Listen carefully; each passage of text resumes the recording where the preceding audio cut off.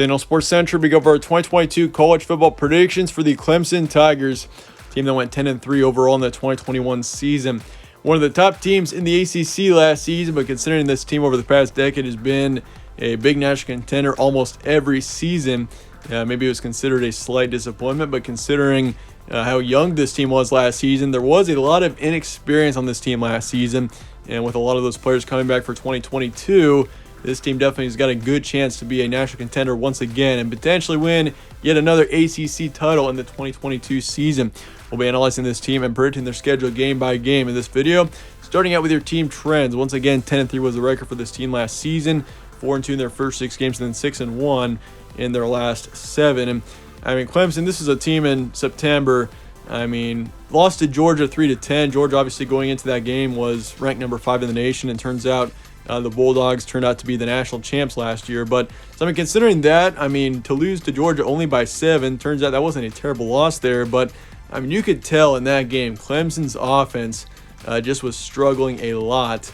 And, I mean, that kind of was a big theme of a few games this season. And, I mean, the 3 losses, I mean, you lost to NC State on the road on the 25th of September there, 21-27. Close loss.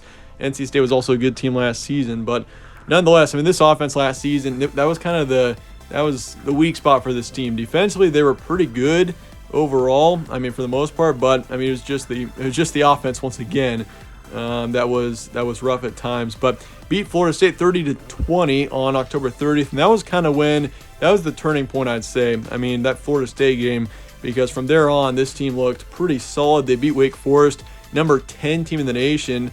At the time, they're 48-27, shut out South Carolina on the road 30-0, and beat Iowa State in their bowl game 20-13. So, I mean, Clemson overall, this is a team that, I mean, 10-3 and not winning the ACC could be considered a slight disappointment in comparison to how this team has been in recent history. But I mean, they made the most with the young team that they had last season. But roster preview going into next year, this team, once again, as I mentioned before, it was pretty young last year, so this team is returning a lot of those key players from last season.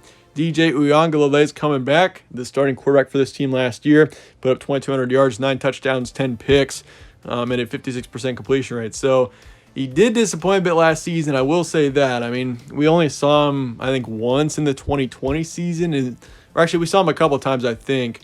But in 2021, I mean, the expectations weren't terribly high for him, but I mean, he just did not play very well overall. I mean, he put up 300 rush yards as well as 4 touchdowns on the ground, but his passing stats were pretty poor last season. Once again, 2,200 yards, 9 touchdowns, 10 picks. He had more interceptions than touchdowns passing-wise last season, and his completion rate was low. So, I mean, that is a bit of a concern. Uiagalelei is going to have to improve going to next season if this team wants to be a national contender. But Will Shipley's coming back. Kobe Pace is coming back.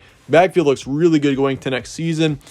Shipley put up over 800 yards and 11 touchdowns, and then Pace put up 700 yards of total offense and 6 touchdowns. So backfield looks good. Uiagalelei also rushed for, once again, 300 yards last season, so not concerned about that. You lose your top receiver, Justin Ross. Last season, he put up just over 500 yards and 3 touchdowns. They got him. Your third receiver, Bo Collins, is also coming back, your second receiver from last season. Same with Dakari Collins, your 4th receiver. So you got 3 of your top 4 wideouts coming back for next season, which is going to be huge. You lose tight end Galloway, so that's going to be. I mean, he didn't really. I mean, he had talent for sure, but he wasn't a big receiver per se.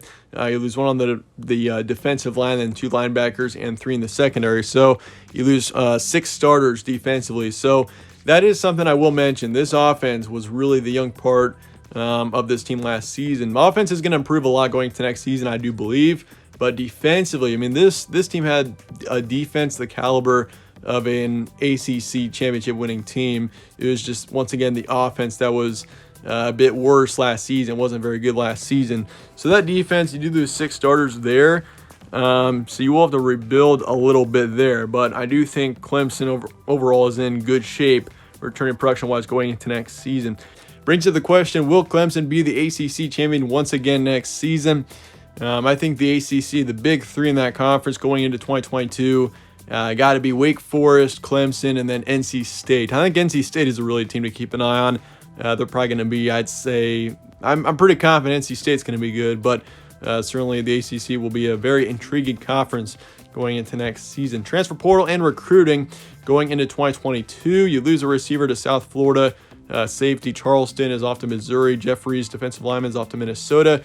Offensive tackle off to Georgia Tech. You're losing a lot of players to the transfer portal. You do bring in a quarterback, Hunter Johnson from Northwestern. He really didn't have a terribly big impact when he was with Northwestern, but he will be in that quarterback situation going into next season. You do lose Palmachan. Sorry if I'm pronouncing that wrong. Quarterback, he's off to Georgia Tech.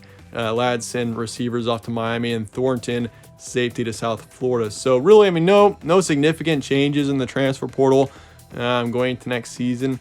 Obviously, you're bringing in a quarterback and losing one, but otherwise, recruiting-wise, they're number 10 in the nation, number 1 in the ACC. So recruiting is really good going to next season. You got 2 5-stars coming in, then 8 4-stars. But looking at your schedule now going to next season, you start off the year against Georgia Tech on the road. So you start off the season on the road against Georgia Tech there. You got Furman coming to town for your first home game on the 10th, and you got Louisiana Tech after that. Wake Forest on the road, then NC State on October 1st. So your 2 biggest conference games are going to come on September 24th and October 1st when you got Wake Forest and NC State in back-to-back weeks. So that's probably not ideal. You'd probably rather have those games a little later on in the season or maybe more spread out, but nonetheless, those 2 games are going to be huge. Once again, as I mentioned before, I think the big 3 in the ACC will be Clemson, Wake Forest, and NC State. I mean, Miami could be decent as well. North Carolina, I felt like North Carolina's year was going to be last year, if any, and they ended up being a major disappointment. So otherwise, I feel like that's what's going to happen here. But you got Boston College on the road, Florida State on the road, and you're in 2 weeks of October. Then you got Syracuse after that at home. You got Notre Dame on the road on the 5th. That'll be a huge game. Louisville on the 12th, Miami at home, and then South Carolina at home to finish out the season. So your last 3 games of the regular season are at home. Looking at September, you got Georgia Tech on the road to start off the season, and that's actually on a Monday night as well. I will put that game in yellow, meaning it's going to be a closer one, but I do want to favor Clemson there for sure. I'd honestly be stunned if Clemson lost that game, but I do think it'll be a bit closer than expected Monday night on the road, and Georgia Tech could potentially be a bit better in the 2022 season. Furman at home on September 10th, easy win there. Louisiana Tech the next week, also an easy win. Then Wake Forest, once again, that's a huge game there on the road on September 24th. Wake Forest and NC State both are crucial games, and I will favor Clemson there on the road. It's going to be closer. Certainly a close matchup, but that'll be a huge win there for Clemson. So going into October, you'll be 4-0. NC State at home. With that game being at home, I feel like Clemson is going to – I will favor Clemson in that one, also in a close matchup.